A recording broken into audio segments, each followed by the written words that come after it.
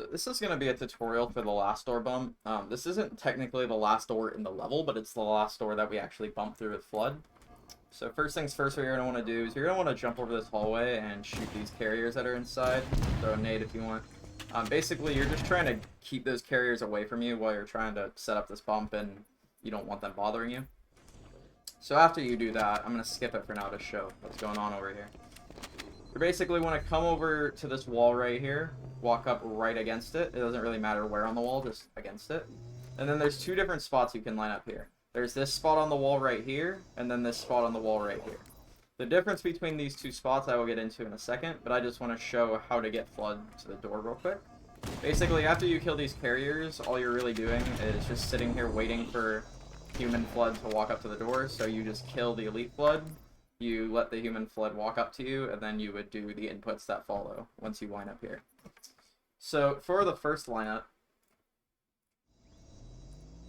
this spot is more to the left than this one, and what this lineup does is allows you to just walk forward, let the Flood hit you, move out of the way, and shoot it, and this will bump you inside the door, like such. The other lineup that's a little bit more forward, what you're going to be doing is instead of just walking forward, you're going to walk forward and then do a one-tick movement to the left. Let him hit you, move out of the way, and shoot him. There's nothing fundamentally different about either of these methods. They're just different ways of doing the same thing, basically. I like this method where you look just straight ahead at this part, or straight to the left at this part, because you don't have to do a one-tick left. It just basically deletes an input. But both of these methods work, and they are perfectly fine. There's nothing wrong with either of them. Real quick, in case you haven't seen how to jump through these doors in any other tutorial, there's two different ways you can do it. You can crouch, walk forward, and jump. The problem with this method is it only works on mouse and keyboard, so if you're playing on controller, you'll have to do this other method where you walk forward, jump, and crouch. This is a little bit more difficult, but with practice, it is 100% consistent. I am bad, though.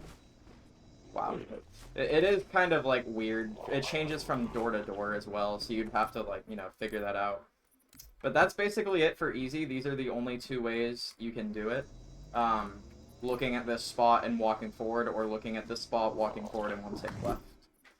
Now, for legendary, things get a little bit different. You can still do both of those methods I just showed, but the problem, some problems do arise. So, first of all, with the walk forward, you're gonna have to shoot him twice for him to fall down, and one of the drawbacks to that is shooting him at specific spots. It'll, like, it pushes him back, and that pushing him back will make it not work. So what you have to do is shoot him the most consistent spot I have found anyways is to shoot him in the leg twice, and that will prevent him from walking backwards, or like falling backwards. And this is the same for the walk forward and one tick left method as well. You'd have to do the same exact thing. Shoot him in the leg and bump through like that. There is one thing you can do to abuse the pushback, though. This is only for legendary you can do this. You can look at that same spot as if you were going to do the one tick left movement, but instead of do the one tick left movement, you do a one tick right movement. And what you can do is abuse the knockback to get inside the door that way. So what that would look like is this: walk forward, one tick right. And after he melees, instead of turning and shooting him in the foot, you're going to want to turn and shoot him immediately so he knocks back. But you also want to do it at an angle so it's not completely straight at the door. So it looks something like this. And this should work. All of these methods work the same. If you get them down, they'll work consistently every single time. It's basically just a matter of preference. I prefer this method because it never has a one tick left or right movement. You just have to be careful about, on legendary, you have to shoot him in the leg.